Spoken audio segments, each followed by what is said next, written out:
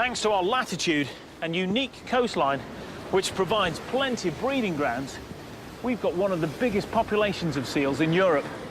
50,000 common seals and 120,000 greys. Now that's as good a motive as you can get for great whites to visit our shores. And some people believe they've seen the evidence for this firsthand. On a July morning in 1999, kayak enthusiast Ronnie Weir joined good friend Stuart Wilkinson and his family for a day at sea off the west coast of Scotland. It was really just a short paddle, nothing adventurous, just a lazy day in the Sea of Hebrides, which is a very popular kayaking area. Loads of people come from all over the UK to paddle here because there's so much wildlife and the scenery is so fantastic as well. At this time of year, common seal pupping season is at its height up here. Ronnie and I have spent a lot of time studying the seals in these islands. From an amateur viewpoint, obviously, we're interested in wildlife. And we'd gone for a tour around the islands looking at seals and seal pups. As the group made their way toward an island which they knew to be inhabited by a large group of common seals, they started to get the feeling that something wasn't quite right. We couldn't understand why the seals wouldn't come off the rocks. That was really strange, because normally when we approach them, they come off the rocks into the water. We paddled very close to them, and they just stayed there, they wouldn't move. Unable to explain the strange behaviour of the seals, they decided to make their way back to shore. It was then that Stuart's son spotted something in the water. He said, "Is that a dolphin, Dad?" I knew instantly it wasn't a dolphin, and it certainly wasn't a basking shark. Now, it was only about 50 yards away. I did make the remark that this probably wasn't the best time to go swimming if one of us came out our boats. With that in mind, Stuart's girlfriend and son decided they'd rather be back on dry land, but Ron and Stuart chose to go back and investigate. So we took the other two back in and came back out, and it appeared again as though it had been waiting for us. And we moved up the coast, and this thing kind of followed us up the coast, probably staying about 50 yards. I don't think it got any closer to us than that.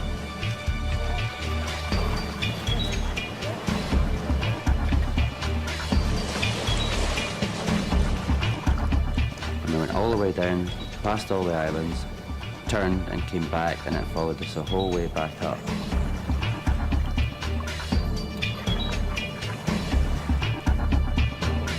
But that wasn't all. The following day, Stuart and his son found something even more intriguing. I came across a seal carcass that had been bitten in two. There was no signs of decomposition or anything like that, so it was still pretty fresh, which I thought was more than a coincidence given what we'd seen the day before.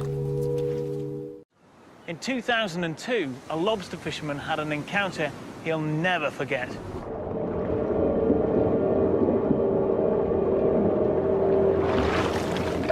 My name's Brian Bate. I've been fishing since I was 8 years. They're called lobster pots, but they will catch crabs, spider crabs, velvet crabs, anything really that go in them. It is quite physically demanding. It's a hard life.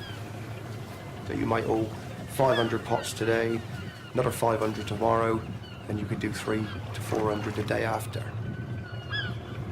One summer's day, as Brian was heading towards his regular fishing spot, he wasn't aware of anything out of the ordinary.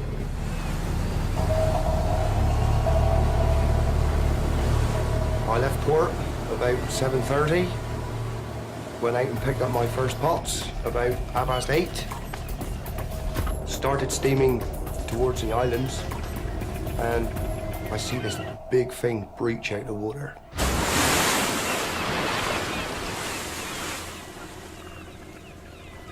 He looked like he was tail towards me and head away, but I could actually see his back, and as he come up, he sort of twisted sideways, and sort of arced over, and then a big splash. I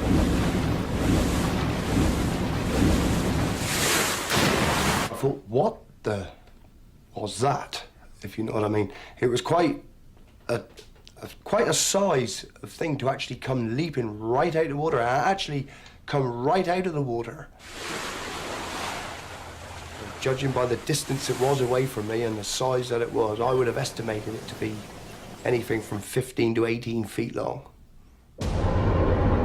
When I actually approached where it was, there was all this blood and everything in the water, which sort of alarmed me. There was quite a lot of blood, and what I thought was a piece of seal. If I had had a sharp boat hook, I could have probably gaffed it. But I thought, well, I don't want to be the first Cornishman to have his arm bitten off by anything which is eating seals. If he's capable of eating a seal, he is capable of taking my arm off. I didn't think if I come home and told anybody that they would believe me. So I actually kept my mouth shut for about 3 weeks. But I know what I seen, and it wasn't no dolphin and it wasn't no porpoise.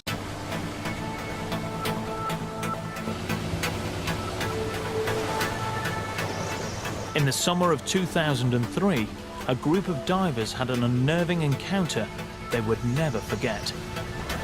We were just at the beginning of a weekend's diving in Ullapool. It was at the beginning of July, I think, and hot sunny day, so we were keen to get in the water. Because the sea was quite calm, we decided that we'd head out to the Summer Isles, because that's where we all prefer to dive if we can. And there's a dive that we'd done before, Black Rock, which we just thought we'd have another dive on.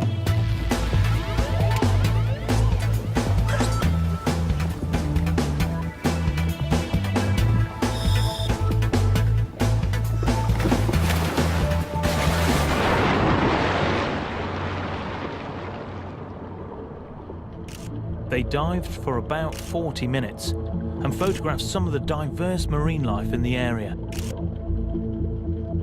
It was a nice dive, we had a good time. But they had no inkling of what was about to happen next. My wife and I sort of finished our dive, and the other two guys were getting kitted up, and the boat was sort of just drifting along and under no power. And some distance behind the boat, we saw a shark fin. At the time, we thought that it was a basking shark, and since the guys were already in their diving gear, they felt that they wanted to go and have a wee dive with it if they could. And as soon as I started the engine, the shark turned, and instead of us approaching it, it came rather aggressively towards the boat. I've seen basking sharks several times before, and this was a behaviour I'd never encountered, such a sort of an aggressive turn and movement. The shark approached and swam alongside the boat, very much giving us the once over, and swam alongside for about 15 seconds before slowly diving underneath and swimming away. I'm a marine biologist professionally. I spend a lot of time at sea and have seen a large variety of different wildlife. This was absolutely, definitely not a basking shark. The coloration was totally different. Light grey on the surface with very pale marking below the sort of midline. There was also no sign of the large gill slits that are very obvious in a basking shark. I've never seen anything like this before. A large pointed snout. Small eyes to the side. Large triangular fin. And the size of the shark, a good 5 meters. I was convinced in my own mind that this was a great white shark. I could think of nothing else that it could be.